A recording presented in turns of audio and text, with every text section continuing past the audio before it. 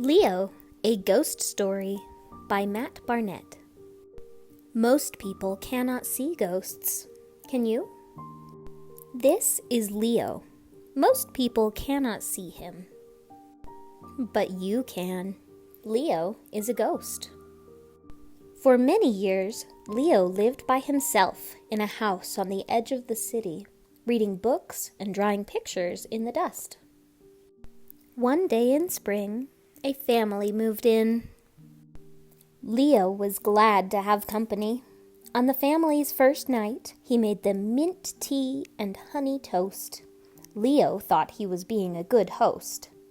But the family saw things differently. They hid in the bathroom and locked the door. "This house is haunted," said the man.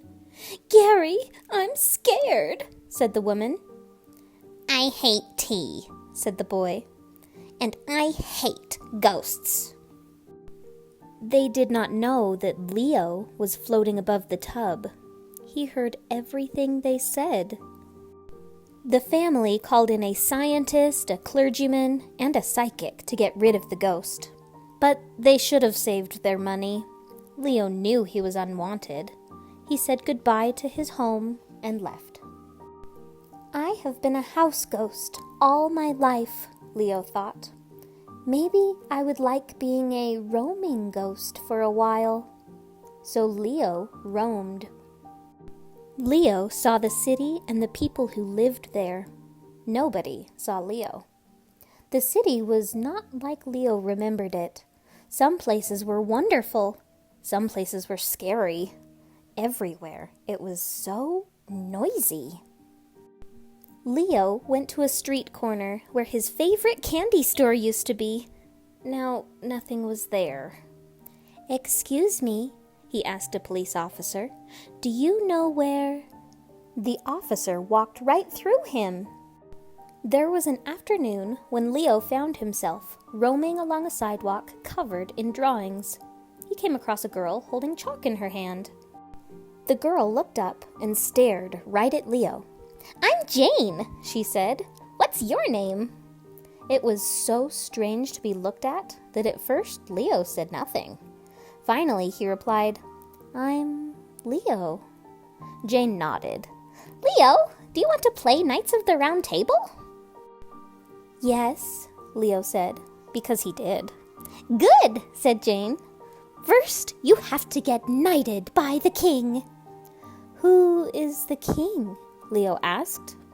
"I am," said Jane. "That's why I'm wearing this crown on my head."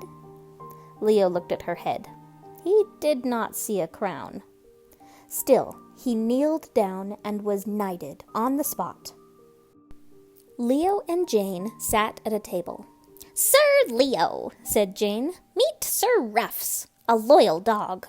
Don't you think he looks handsome in his armor?" "Yes," said Leo. He bowed at an empty chair. "And Sir Leo," said Jane, "this is Sir Muse, a loyal cat. Don't you find his whiskers wise-looking?" "I do," said Leo, and he bowed again. "And finally," said Jane, "this is Sir Squawks." Leo interrupted. "A loyal bird?" Jane frowned. "No," she said. "Sir Squawks is a giant hamster." "Oh," said Leo. I guess I'm not wearing my glasses." Jane squinted at the chair. "I guess," she said. "Jane!" A woman's voice came from another room. "Tell your imaginary friends goodbye and come down to dinner." "Fine," said Jane. She turned to Leo. "My mom doesn't think imaginary friends are worthwhile, but I think you're great." And with that, she stood up and went to the kitchen. Leo felt awful. "She thinks I am imaginary," he thought. "If I tell her I am a ghost, I will scare her away." After dinner, Jane returned to her room and gave Leo a sword. They snuck into a cave, slew a dragon, and stole all his loot. When Leo closed his eyes, he could almost see the gold coins and green scales. After a glorious feast, it was time for bed. Jane gave Leo a pillow and a sheet.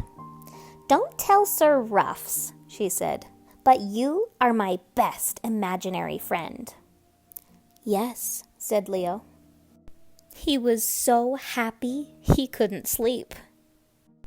Leo went to the living room so he wouldn't wake Jane with his rustling. All night he lay on the floor designing his coat of arms. And so Leo was awake when a sneak thief climbed through the window. "Halt!" cried Leo, but the thief passed through him on his way to the silverware. Later, Leo would not be able to say where the idea came from. He threw the bedsheet over himself and flew at the thief, who was so frightened he dropped all the salad forks. Leo chased the man into a closet, then slammed the door shut and locked him inside. It was very well done. The sound of the door woke Jane, who called the police and roused her mother. A squad car came and hauled the man off to jail. That was that. "Thanks," said Jane. "You're welcome," said Leo. "I'm glad I could help." "But, Leo," said Jane, "if you're my imaginary friend, how did you scare that robber?" Leo looked down at the carpet. "Jane, I told you a lie. I am a ghost. I said I was your imaginary friend, but I'm not. I am just your real friend." "Oh," said Jane. "Well, that's even better." And they went to the kitchen to have mint tea and honey toast at midnight. The end.